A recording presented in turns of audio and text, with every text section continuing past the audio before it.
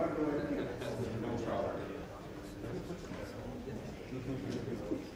on a Saturday morning. We got really appreciate it. Graham Rouston, Chairman and CEO of GTA Sports and Entertainment, and Mayor Frank Scarpetti of Markham. As I said, this is how it's going to go. Both of them are going to give some quick remarks. Then there'll be a short Q&A after. Kind of informal scrum. Thanks very much. Enjoy. First of all, I want to thank everybody for coming out this morning on a Saturday morning. We believe that it's really important that we communicate with the community as to where we are in this process. Before I go any further, I want to first and foremost thank the residents of the city of Markham, who over the past 3 years have spent an amazing amount of time with me.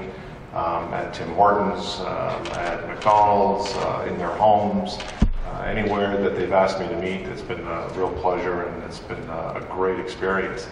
Along the way, we've made a lot of progress over the last couple of years. I won't go into too much detail here today, but in this particular calendar year, 2013, started off phenomenally with a site plan application being approved in January. A land transfer agreement being accepted by the city in June, and there's been a lot of momentum and a lot of progress that's been made. All of this really has come from the local community, the residents, the associations, the community leaders, the businesses who have given tremendous input over the past couple of years as to what they would like to see, how they would like to see it go. And we've listened extensively. Yesterday was, I think, a pivotal moment in the development of the GTA Center.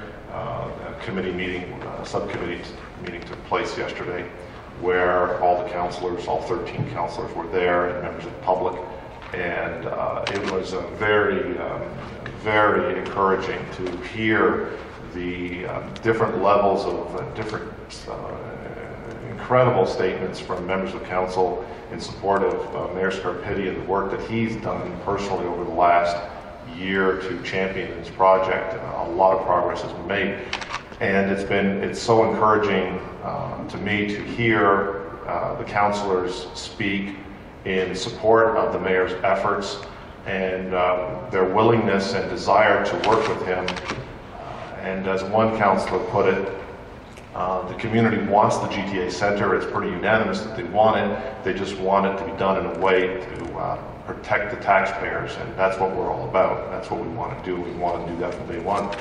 So after the committee meeting, I had been presented to me an MOU and a memorandum of understanding that was put in front of me, and I executed and signed the MOU yesterday after the committee meeting. And I have now submitted it to Mayor Scarpetti.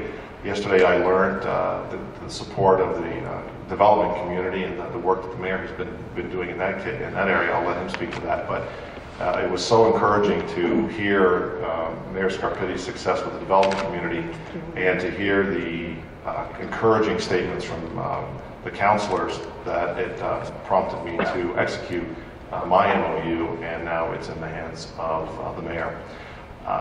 The next step in this process, obviously, is Monday and Tuesday here in Markham.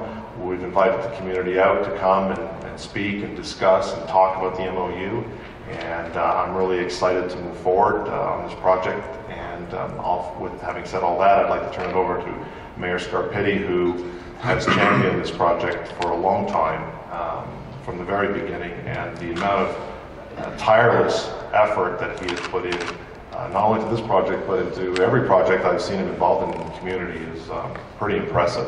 So with that, Mr. Mayor, I want to thank you for all of the work that you've done on this, and I hope you accept my signature, and we can go forward from there.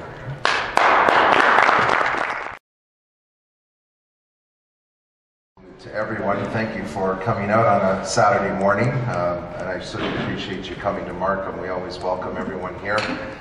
Before I start, I I'm not going to go through the whole room and introduce everyone because we don't have time for that. We've got a Santa Claus parade that starts in a little while. I don't want to keep Santa Claus waiting, but I just want to acknowledge some of the leaders that we have in our community. Khaled Usman, who is here, and I know that Graham, as he said, has been meeting members of the community, different members of the community, different cultural groups, different business leaders. So I thank Khaled Usman, who's here representing the Muslim community, and appreciate him attending here this morning and the support that he's given to this initiative. Kenny Wan, who's the past president of the Richmond Hill Markham Chinese Business Association. I think this is what I love about Markham. We've got people who have come from all over the world, and they are making their contribution to our city and indeed to our province and to our country. So I thank the association for their support, and Daisy Way as well, who's here. Daisy is someone who actually is involved throughout the community, both with the previous association and other business associations, and a leader in the Chinese community. Excuse me, I'm still trying to get over a cold there. Najmal Siddiqui as well, who is here. Thank you, Najmal, for being here. Dr. Ken Ng, who is the chair of the Federation of Chinese Canadians of Markham. Dr. Ng is no stranger to big events and bringing the community together. His association puts on the largest outdoor Asian festival in all of Canada, the Taste of Asia. So I thank him for being here, and want to recognize Dave Dealey as well from the Markham Board of Trade. They have a strong interest in this particular initiative, because I think they see there'll be tremendous benefits for the business community here in Markham. I also want to take a moment just to recognize Patrick O'Hanlon from Calmore Homes in Angus Glen, and thank him for being here. He is one of our developers here within Markham, and certainly others were invited, but they must be out there selling homes. You've sold all yours, so that's why you can be here this morning. I need approval. And I want to recognize one of our councillors, and again, I think concern about having to be at a certain place at a certain start time. Most of council couldn't be here because it's a little tough getting around the main street right now as they prepare for the parade. But I want to acknowledge Councillor Alex Chu, who's here, and thank you, Alex, for being here this morning. I want to thank all of the media for coming up and being a part of this press conference today. And as you heard Graham allude to, and we sat through a couple of hours yesterday to really update our council on the progress that I've been working on with the development community over the past few weeks. And first and foremost, let me tell you, I am excited to have this wonderful opportunity to attract the GTA Centre to our city.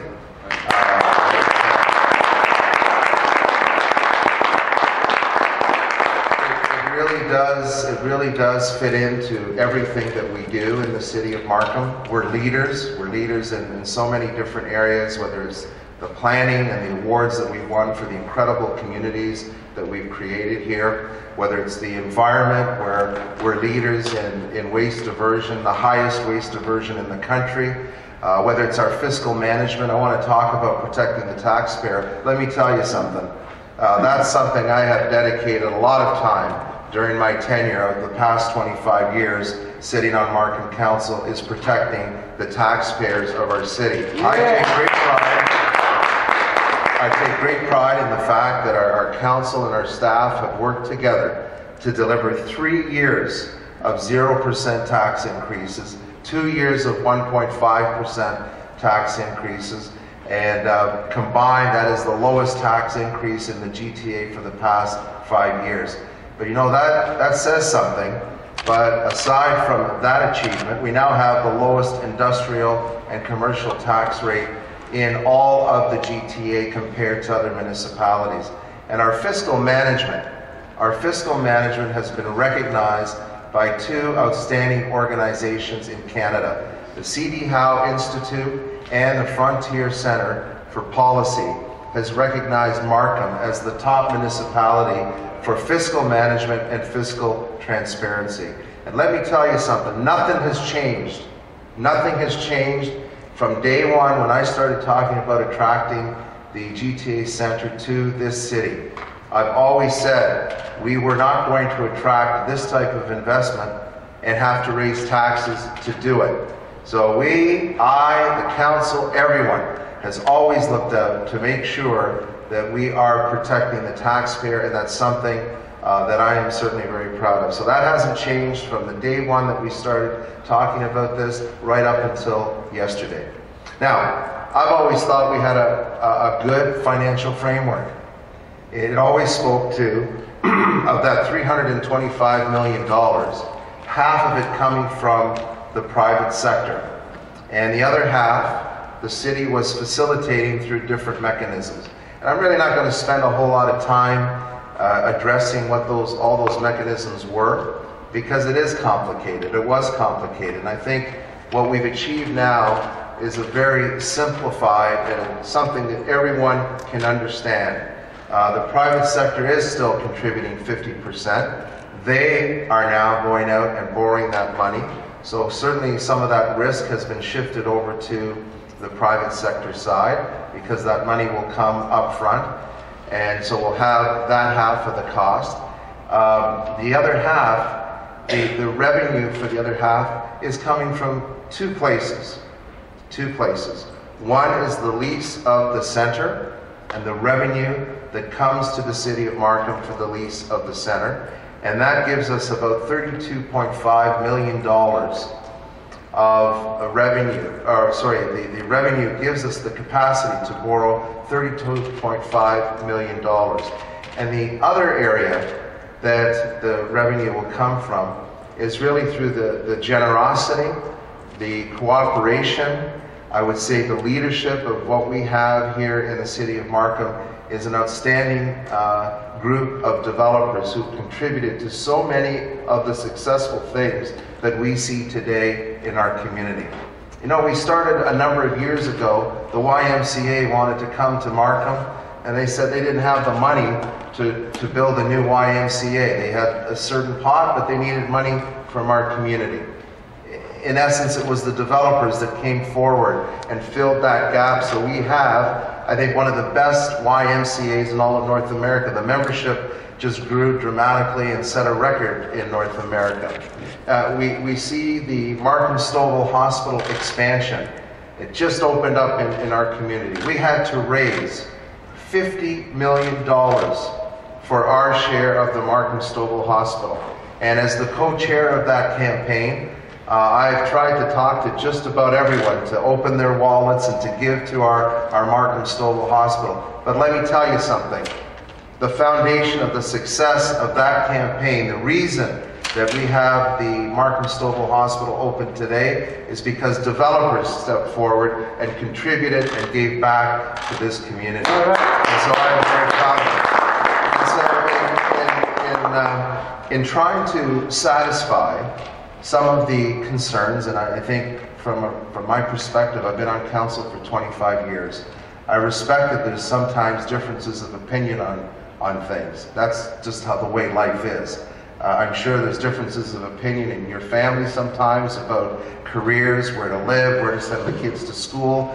The list can go on and on. I'm sure even in your businesses, there are differences of opinion about where you want to locate, how fast you're going to grow the business, where you're going to get the financing from the business, what kind of risks are you willing to take. But you know what? You work through those differences. You work through those differences so that you're able to move things ahead, to be a successful family, to be a successful business. And that's really my philosophy.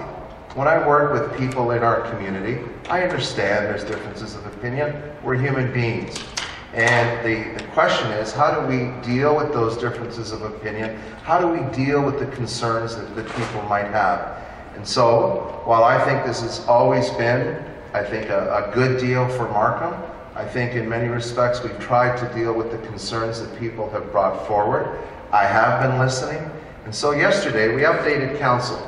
We've been working with the development community for the past few weeks, And so far, we have an MOU that a number of developers have signed in the city of Markham. Not all of them yet, but a number of them. And of the $120 million that we still have to sort out, and I'll walk you through the numbers to give you a little summary as I did yesterday. We now have a commitment from a number of developers in our community of $70 million over the next 20 years. Wow. This is an incredible contribution. And so, to give you a bit of the summary of where things sit on our side, we are going to go out to borrow, if council approves this, and all of this all requires council approval at the end of the day. We will go out and borrow $162.5 million. The revenue from the lease of the arena gives us the capacity to borrow $32.5 million. We have collected $10 million through contributions of development, and that leaves $120 million. And as I just indicated, we've now got a number of developers within our community that are going to contribute $70 million. So that leaves us $50 million to go out and to work with others in the development community to close that gap. And I too was very encouraged yesterday listening to our council and listening to their response about the progress that we've made. And I'm glad it was a turning moment for Mr. Rouston, because you know, I stand in amazement sometimes what individuals are willing to endure to see their vision come to reality. And you know what? That's the way life is. Nothing comes easy. If we believe in something, if we want something to happen, we have to work hard. We have to keep going. It doesn't matter what stands in our way. That doesn't mean, again, that we don't respond to concerns. It just means that we have to figure out a way to make this happen. And let me tell you something. I want to make this happen in our city. I want the GTA Center to be built in our city because I think it would be an amazing addition to our community. So, with that last night, and we have been working with Graham over the past several weeks, I think he saw something happen yesterday with our subcommittee, a sign that members of council are willing to work together to make this become a reality. And so last night, and certainly after working through several weeks, Mr. Rouston handed me a signed MOU. And this now represents that he's willing to fulfill the commitments. The commitments of raising the $162.5 million through private sector funding. The commitment, and he knows this, that the construction will be a fixed price contract. And our hope is actually after PCL and BB Architects are finished, the price might even come under a little bit of $325. But if it doesn't, if in fact it's more, Mr. Rouston knows that we're capped in terms of our contribution, and that anything above $325 would have to be coming from the private sector. He also knows that there will be a commitment to guarantee, and Global Spectrum has told us the demand in the GTA, with the growth of the GTA, that there is enough demand to have a second facility in the GTA. And for those of you that haven't been involved in this year and a half long debate, this arena will work very similar to the Budweiser Center in the City of London. It's an arena, by the way, that they had quite a bit of debate over, and they asked all of the same questions that our community asked. Who's going to come here? Who's going to rent it? How can we attract people to come to this arena? Well, the fact is that the Budweiser Center has done wonders for the City of London. They have a very successful OHL team. They don't have an NHL team. They managed to attract a number of concerts and special events. They had the World Figure Skating Championships there earlier this year. So it works, and that's how this one will work without an NHL team. And Global Spectrum says that it will be an arena that will be successful because it sits within a population of 5 million people, growing to 7 million over the next 20 years. And so in doing so, and they believe there won't be an operating deficit, but in trying to again address the concerns that people have, they have made the commitment to guarantee any operating deficit, and that is part of the MOU. And I'm not going to go into other details of this because this MOU that Mr. Rouston has now signed has to be presented to council. So I have to tell you, between the MOU that we have from representatives of the development community and now the MOU from Mr. Rouston, this represents $275 million. That's 85% of the 325. And I just tell you that if our council continues in the spirit that I saw yesterday, that they want to be open-minded, they want to make sure that the taxpayer is not left holding the bag. I get all those things. And this is an MOU, and then we move forward to agreements. But if they approve these MOUs, I'm very confident that we'll be able to close the 15% that we need to move forward with this project. So this is, I think, an exciting moment. I thank Mr. Rouston for continuing to work with our community. I thank Markham Council. Let me tell you, I know sometimes people say, get back to doing your other work and worry about the things you were elected to do. Well, let me tell you something. Our council is one of the hardest working councils, and we have been working on a number of things. It was with great pride last night that finally we were able to reopen Main Street Market, and wait till you see it in the spring when those finishing touches will be put on. We've made it a very intimate village now with the changes that have been made. We just opened up a brand new Cornell Community Center. I'll tell you, it's one of the best in the country, adjacent to Markham Stouffville Hospital. People will be coming here from North America to see how a health facility and a community center works together to complete wellness in our community. We have the third largest investment in the Pan Am Games outside the city of Toronto and outside the city of Hamilton. So let me tell you folks, our council has been working on all the issues. They've put in the extra time to see this one through, and hopefully if they're willing to put a bit more time towards this project, we are going to see a shovel in the ground. We are going to see the GTA Centre built in this community. So I thank you very much for coming out.